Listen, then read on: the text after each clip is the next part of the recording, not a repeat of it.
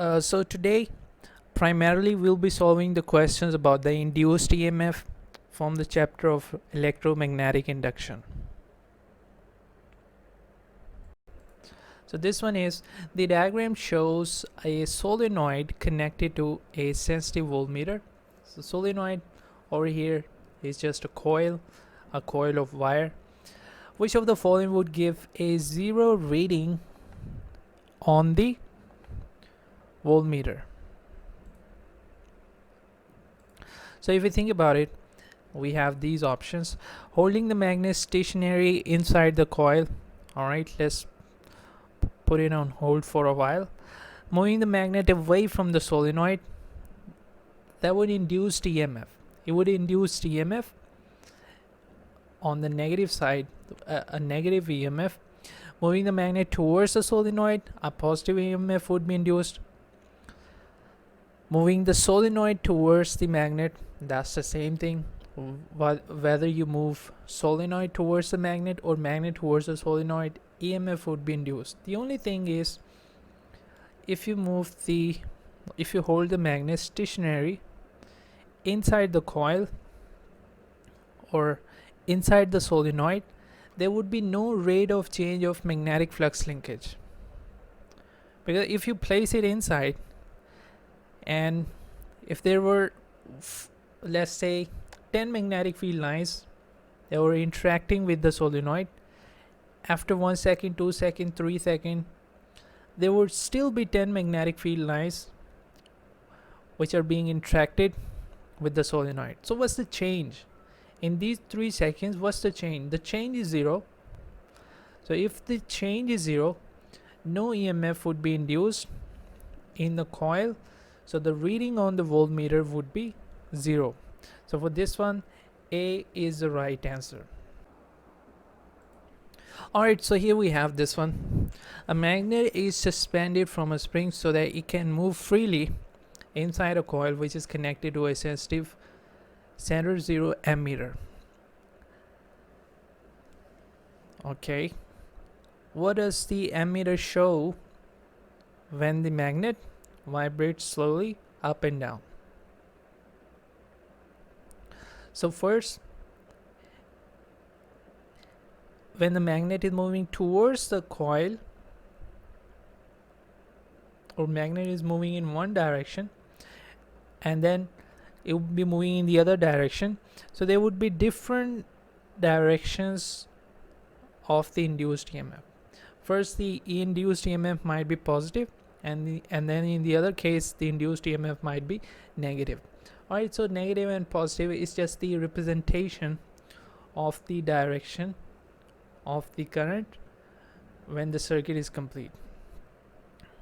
A steady reading to the left, no, because the magnet is vibrating up and down. So induced EMF would be in certain direction when the magnet vibrates, let's say up, and when it goes downward, then the induced EMF would be in the other direction. So it can't be steady to the left, to the right. A steady 0 reading, no, it can't be 0 because there would be induced EMF. There is relative motion between the coil and the magnet. So A should have been the right answer. A reading constantly changing from left to right and right to left. So ammeter would be moving probably in this direction and then in this direction.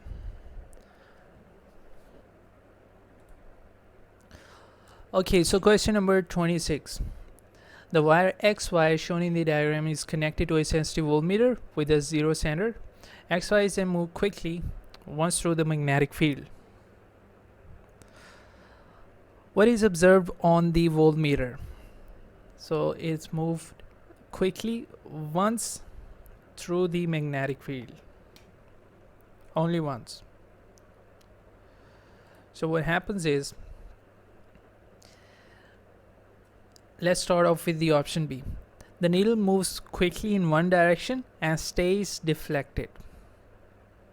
No, there cannot be a continuous reading on the voltmeter if you move it just once, through the magnetic field and then you stop it. As soon as you stop it, the induced EMF would once again return to the zero. Can't be the option B. The needle vibrates rapidly from side to side while X wire is moving. No, we're just moving in a single direction. We're not moving back and forth. So the needle of the voltmeter cannot be moving side to side. The needle stays still. No, it cannot stay still because there would be some induced EMF. And if you're moving the wire in such a way that you move it only once in a certain direction, so the needle on the voltmeter would also move only once in a certain direction, and when you stop the wire or the movement of the wire, the needle will return to the center. So A is the right answer for this one. So first of all, we have a very important pointer. They ask you in paper 1, and I have a follow-up sample question also. You're producing, let's say EMF is being induced in a circuit, all right, in a coil. There was a relative motion between conductor and the magnet, due to which EMF is being induced in the coil. Now the thing is that induced EMF, the value of that induced EMF does not depend on the resistance of the conductor. It depends on some other factors that we discussed previously, like the speed of the motion, the number of coils, the strength of the magnet, stuff like that. But it does not depend on the resistance of the conductor. Well, the resistance of the conductor, what it affects is the induced current, not the induced EMF. Keep it in mind, very important pointer for paper 1.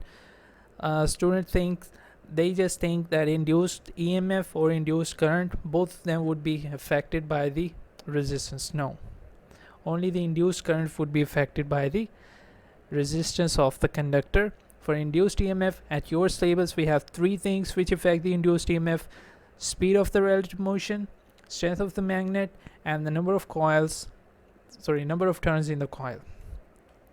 So here we have the sample question. The EMF induced in a conductor moving at right angle to the magnetic field does not depend upon.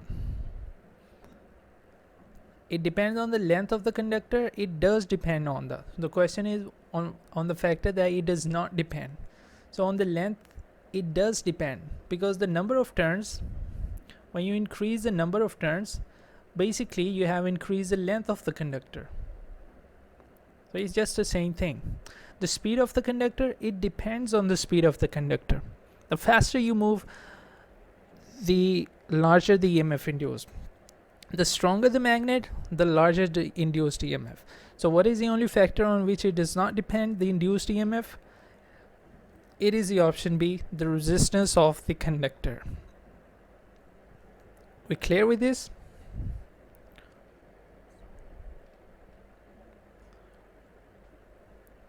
Okay, a permanent magnet moving up and down on the end of a spring induces an EMF in the coil. Which factor on its own would decrease the maximum value of induced EMF? Now let's think about it. You need to decrease the value of induced EMF. So let's say you have connected a voltmeter over here, and the reading on the voltmeter was, let's say, 5 millivolts. You want to decrease the reading from 5 millivolt to, let's say, 2 millivolts. What are the possible ways you can reduce the induced EMF? Let's start off with the first one, increasing the number of turns in the coil. Well, that would do exactly the opposite. It would increase the induced EMF. So A cannot be the right answer. Increasing the strength of the magnet, it would increase the induced EMF. B cannot be the right answer. Raising the coil, so you bring the coil close to the magnet, the magnetic flux linkage would increase. So C cannot be the right answer. Raising the support of the spring, so if you raise the support of the spring, the situation would be something like this.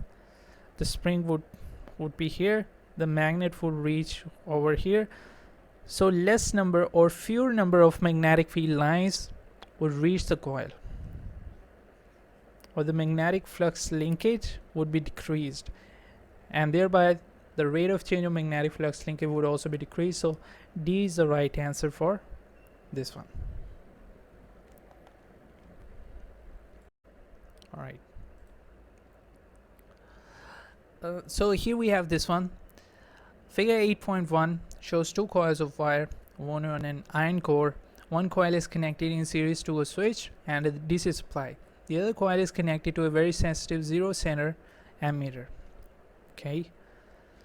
At first the switch is closed, the switch is open as shown in the figure, and you can see the switch is open over here. The circuit is off. Describe and explain what happens to the reading on the ammeter in each case. The first case is when the switch is closed. So not only you have to describe, but you have to explain that why does it happen. So when you close the switch, think about it. As soon as you close the switch, current passes or flows through this coil, due to which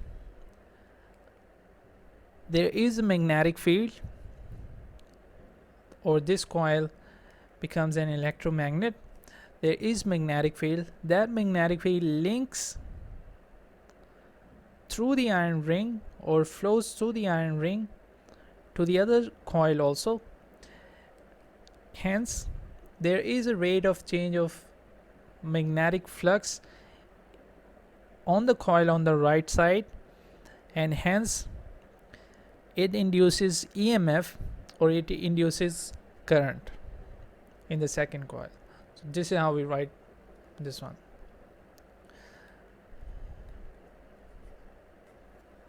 So if we look it from here, mirror deflects, you get 1 mark for this one.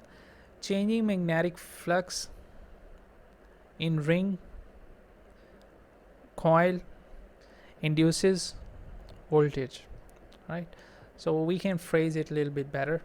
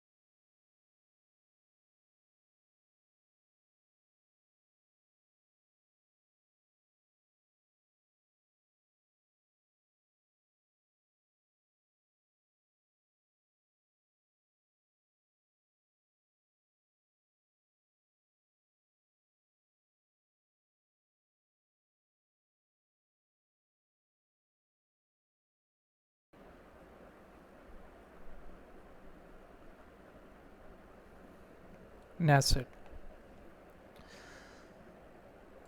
Alright, for the next part, the switch is left closed for a long time.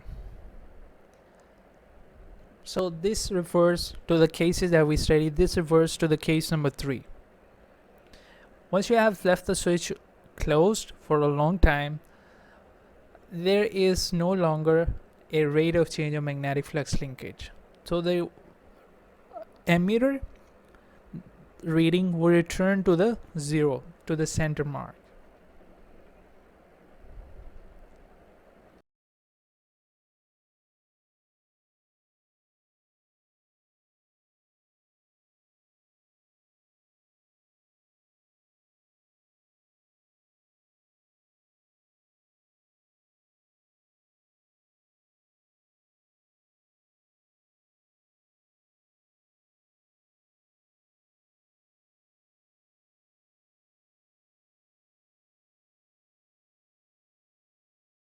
Alright, moving on to the next part.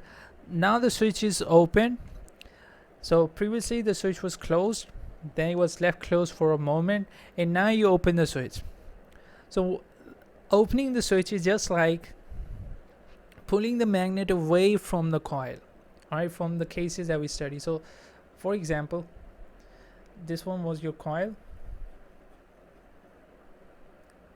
You connect whatever meter, let's say ammeter over here, and this was a magnet. So closing the switch will refer to bringing the magnet close to the coil, or bringing the magnet towards the coil. And opening the switch once again will refer to pulling the magnet out of the coil. So from the topic that we studied, if you recall from there, when we were trying to pull the magnet away, there was an induced EMF, but it was in the opposite direction. So you see, EMF would be induced, ammeter deflects in the opposite direction because the change is in the opposite direction. The magnetic flux linkage is being decreased.